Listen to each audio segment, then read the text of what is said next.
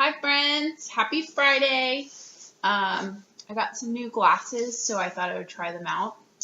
I have 30 days to figure out if I like them, so we'll see if I keep them. Anyways, so I wanted to make this quick video just so that I didn't make a huge long post that nobody would read, so I'm going to keep this short and sweet, but the topic at hand is some of the objections or challenges, obstacles people run into when I tell them that they need to meal prep, plan their foods, plan ahead, that you have to make a plan.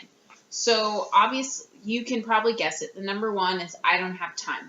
Okay, this I don't have time excuse, it to me is an excuse. Now, I want to acknowledge that there are times in our life that are just complete chaos.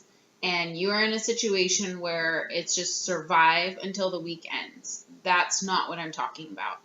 I am talking about just your regular day-to-day. You feel like you get up, you go to work, you're at work all day, you come home, you're tired, and that's your kind of routine that you feel like you don't have time to cook for.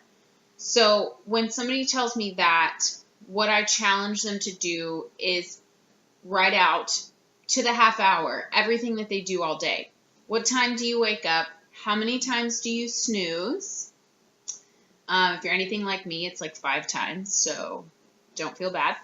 How many times do you snooze? How long does it take you to get ready in the morning? And are you being most efficient in the morning? What time are you going to bed at night? What are you doing at night that you could be replacing with something more productive? Do you have a TV show that you watch every single night that takes up an hour Monday through Friday? Maybe that's something that you can DVR and watch on the weekends, or something that you can maybe cut out because you know that's not the most effective use of your time.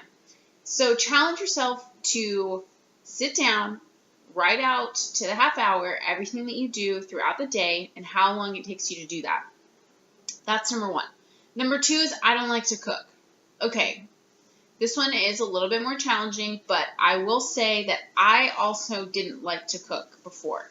So my solution to not liking to cook was picking 1 or 2 days that I was prepping for an hour or 2 hours. It's 1 day in my week. Now, of course, I'm not cooking the meats and things like that, but I've found that, like, when I'm getting ready to cook dinner at night, the thing that bothers me the most is on the days where it's like a lot of chopping and defrosting because I forgot to take the chicken out and stuff like that. And so when I was first getting started, I was like OCD about my planning. So I would literally sit down, plan every single dinner. The night before, I would write myself a note, put it on my to-do list for the day, put it in my phone, take chicken out to defrost, chop bell peppers, whatever it is. Like, set yourself reminders until you get into the habit. And I promise you that if you start creating these habits and you see how much easier it is for you to stay successful and stay on track, I'm not promising that you're going to love cooking, but I do firmly believe that you will start to see the benefits, and the benefits will far outweigh any of the cons or those little annoyances that we have with cooking. The other thing is do what works for you. So in Houston, we have so many different places that you can just pick up already prepped meals. If you really do not like to cook, or you really do not have time, that's life. Like, that's okay. But find a way to stay on track. Don't use it as an excuse to go through Chick-fil-A, like me, Whataburger, drive-through. Like, don't use that as an excuse. Go to a MyFitFoods. Go to a Snap Kitchen. Go somewhere where you can set yourself up for success. A friend of mine recently, she is a full-time teacher. She's a full-time grad student, and she has classes at night that she has to be on the computer for. And she had just really gotten to a place where she was achieving a lot of success with her fitness journey, and she got to this place of just a lot of discouragement. And so I asked her, like, what is the most difficult meal for you throughout the day? She was drinking her Shakeology, so breakfast wasn't a problem. She had snacks packed, and she always could take a healthy lunch. So we pinpointed dinner was her hardest. And I said, there's some times in your life where something's got to give. You can only do so much. And so I challenged her to look into her budget.